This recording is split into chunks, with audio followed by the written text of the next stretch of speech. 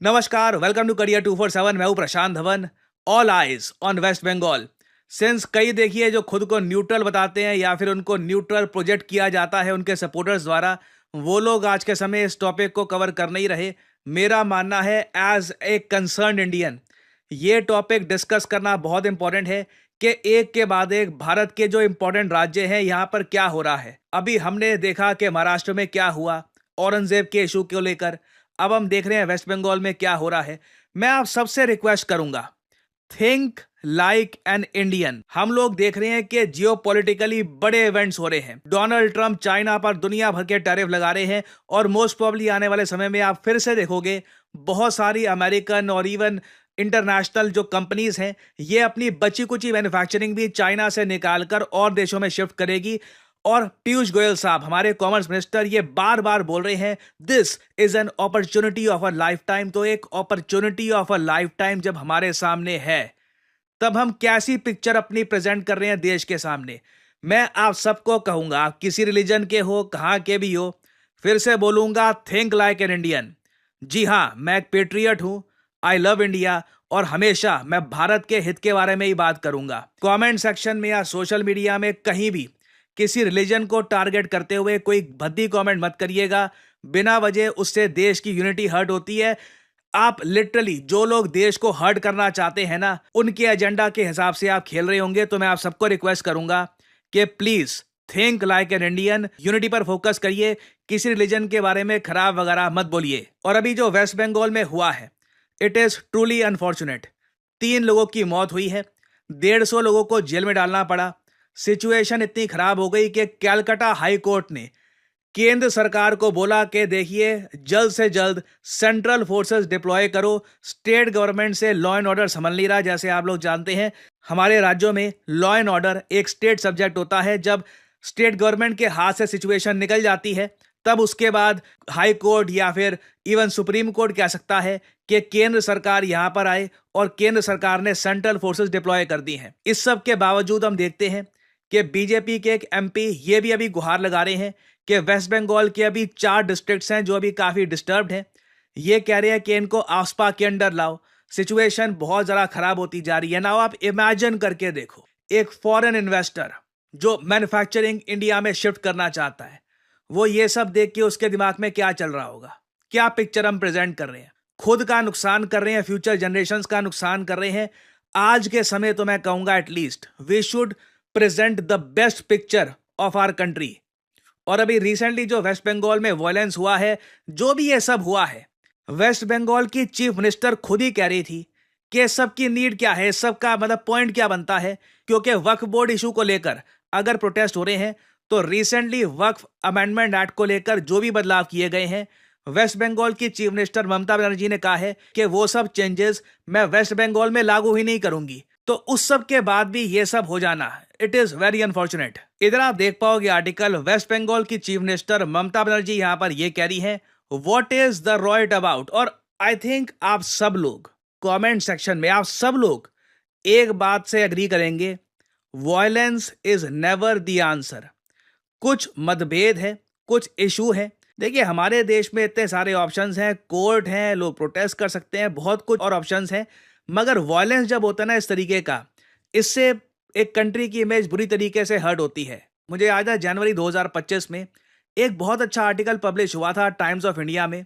Title था इस article का, अगर और इन्वेस्टमेंट्स अट्रैक्ट करनी है, तरक्की करनी है, क्योंकि इन दी एंड मैं आप सबको बता दूं, सब लोग क्या चाहते हैं, खुशहाली, बेहतर नौकरियां, अपनी स्टेट छोड़कर दूसरी स्टेट में जाने की कुछ मजबूरी ना हो, अपनी ही स्टेट में प्रॉपर काम आराम से मिल जाए, इंडस्ट्रीज प्रॉपरली फ्लरिश करें, लोगों का लिविंग स्टैंडर्ड इंप्रूव हो। ये सब कोर कंसर्न होने चाहिए। और ये सब चीजें इंप्रूव करनी है अगर आपको स्टेट में, तो उसके लिए बहुत ज्यादा इंपॉर्टेंट है इन्वेस्टमेंट्स। क्योंकि जब इन्वेस्टमेंट्स आएंगी, ऑटोमेटिकली इंफ्रास्ट्रक्चर आपका इंप्रूव होगा, जॉब्स इंप्रूव होंगी, लोगों के हाथ में पैसा आएगा, बेसिकली पूरी स्टेट प्रॉस्पर करेगी। और इस आर्टिकल में बताया गया था कि हरियाणा में भी लॉ एंड ऑर्डर को इंप्रूव करने में बहुत ही ज्यादा फोकस करना होगा, तभी हरियाणा में इन्वेस्टमेंट आ पाएगी। भारत की कई स्टेट्स हैं जहां पे लॉ एंड ऑर्डर की सिचुएशन लंबे समय से इतनी अच्छी रही नहीं है, उसकी वजह से वहां पर उस स्टेट में ना जितनी इन्वेस्टमेंट होनी चाहिए थी उतनी हुई नहीं है।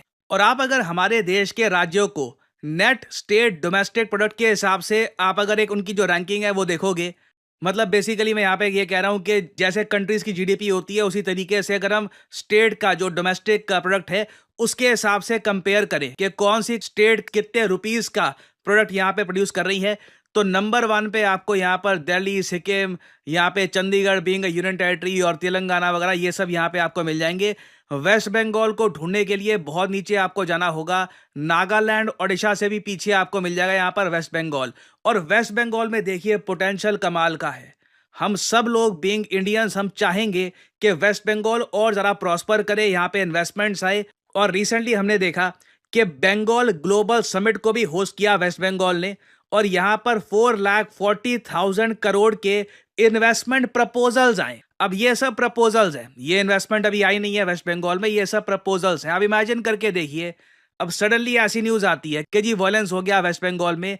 सडनली जो लोग इन्वेस्टमेंट करने वाले थे ना वो रुक जाएंगे, वो सोचेंगे कि निवेश करे ना करे, क्या वियतनाम एक अच्छा ऑप्शन है, क्या फिलीपींस एक अच्छा ऑप्शन है। तो I think collectively as a country हमको इंश्योर करना होगा कि हम प्रोएक्टिव रहें। ये देखकर भी मैं कहूँगा कुछ हद तक दुख लगता है कि कैलकाटा हाई कोर्ट को केंद्र सरकार को बोलना पड़ा कि सेंट्रल फोर्सेस डिप्लॉय करिए।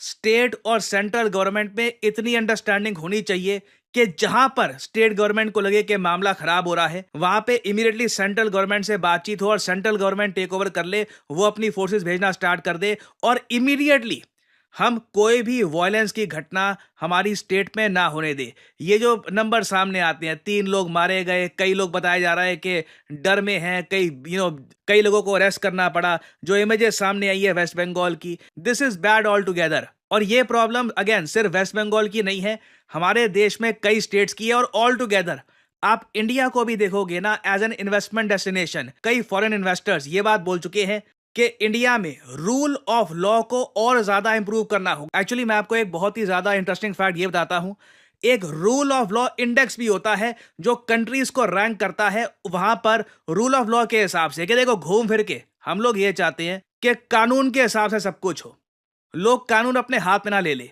तो किस कंट्री में रूल ऑफ लॉ किस हद तक प्रॉपरली फॉलो किया जाता है इसका भी इंडेक्स है। इधर यहाँ पे आप देख पाओगे वर्ल्ड जस्टिस प्रोजेक्ट का रूल ऑफ लॉ इंडेक्स, बहुत ही इंपॉर्टेंट इंडेक्स है। इसके बारे में हम इतनी बात करते नहीं है, बट आई थिंक ये प्रायोरिटी में टॉप 3 पे होना चाहिए कि यहाँ पे भारत की रैंक क्या है। और वैसे मैं आपको बता दूं भारत की रैंक यहाँ पर बहुत ज़्यादा खराब है। नंबर 1 पे ऑब्वियसली जो नॉर्डिक स्कैंडिनेवियन देश है, डेनमार्क, नॉर्वे, फिनलैंड, स्वीडन, ये सब आपको मिलेंगे। बाद में कई यूरोपीय देश आपको मिल जाएंगे और इनकी तरक्की का राज ही यही है, रूल ऑफ लॉ यहाँ पर काफी हद तक कायम रहता है। फिर इंडिया को ढूंढने के लिए जाओगे ना तो बहुत ही नीचे आपको स्क्रॉल करना पड़ेगा। हम लोग यहाँ पर 79th पे हैं, हम लोग श्रीलंका से पीछे हैं, थाईलैंड से पीछे हैं, नेपाल से पीछे हैं, इंडोनेशिया से पीछे हैं, and this is very concerning for us. तो आप लोगों से मैं यहाँ पर रिक्वेस्ट यही करूंगा, एक ब्रॉडर पिक्चर, हमेशा मैं आपको यही बोलूंगा ब्रॉडर पिक्चर देखना। कुछ एक छोटे लेवल पे आके कि यहाँ पे मैं किसी को ब्लेम कर देता हूँ, ये हमेशा ये सोच कर देखना कि जो मैं टाइप करने वाला हूँ, जो मैं यहाँ पे लिखने वाला हूँ, क्या मेरे देश को इससे फायदा होगा, क्या मेरे देश की इससे यूनिटी बढ़ेगी, या फिर जो मेरे देश को लोग तोड़ना चाहते हैं उनको इससे एम्यूनेशन मिल जाएगा। सो प्लीज आप सबको मैं रिक्वेस्ट करूंगा, लैंग्वेज वगैरह ये सब ध्यान में रख के टाइप करिएगा। एंड कहीं भी किसी भी सोशल मीडिया प्लेटफॉर्म पे मेक श्योर कि आपकी लैंग्वेज ऐसी ना हो जिससे सिचुएशन और ज़रा ख़राब हो।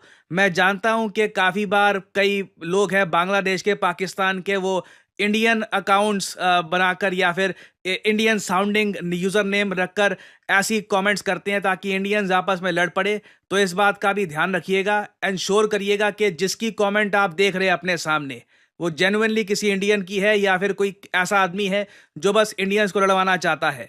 और मैं आप सबको फिर से कहूँगा, this is a great opportunity for us. आने वाले समय में भारत के एक्सपोर्ट्स बढ़ेंगे, भारत की मैन्युफैक्चरिंग बढ़ेगी, बहुत सारी अच्छी न्यूज़ आएगी। जस्ट मेक श्योर कि हम सब उस वक्त यूनिटी दिखाएं ताकि हम सबका फ्यूचर बेहतर हो। जय हिंद दोस्तों, जैसा कि वीडियो में आपने देखा कि पश्चिम बंगाल में इस टाइम जो वायलेंस चल रहा है हिंदू मुस्लिम के बीच में, जो वक्फ विल बोर्ड के संशोधन में अगर आपको कोई कमी नज़र आ रही है तो इसका शांतिपूर्ण तरीके से समाधान निकालने की बजाय अगर आप वायलेंस की तरफ किसी आग को भड़काते हैं जिसमें कि बाहरी ताकतों का भी कुछ हाथ हो सकता है और देश में छुपे कुछ गद्दार भी हो सकते हैं जो इस वायलेंस की आग को भड़काने में लगे हुए हैं, तो दोस्तों इसका जेन्युइन इस वायलेंस को देखकर मुझे बहुत ही दुख लगता है। क्योंकि अगर आपको किसी सरकार से कोई कमी नज़र आ रही है तो उसका शांतिपूर्ण तरीके से प्रोटेस्ट कर सकते हैं, और वो भी उस मौके पर जब वक्फ बिल संशोधन का कानून का केस बाकायदा सुप्रीम कोर्ट में चल रहा है। तो सुप्रीम कोर्ट के द्वारा इस फैसले का इंतज़ार किया जाना चाहिए था, और जहां तक हो सके इस वायलेंस को केंद्र सरकार और स्टेट सरकार दोनों को मिलकर इस वायलेंस पर रोक लगानी चाहिए, इसे ख़त्म करना चाहिए। तो क्या दोस्तों, ये जो वेस्ट बंगाल में जो वायलेंस की आग भड़की हुई है, आप इस पर क्या कहना चाहेंगे? ममता बनर्जी की सरकार जो कि इस वायलेंस पे बिल्कुल नाकाम साबित हुई, आप क्या कहना चाहेंगे? और अगर आप यहाँ चैनल पर नए हैं दोस्तों तो ज़रूर इसे सब्सक्राइब करें। मिलते हैं अगली वीडियो में। जय हिंद।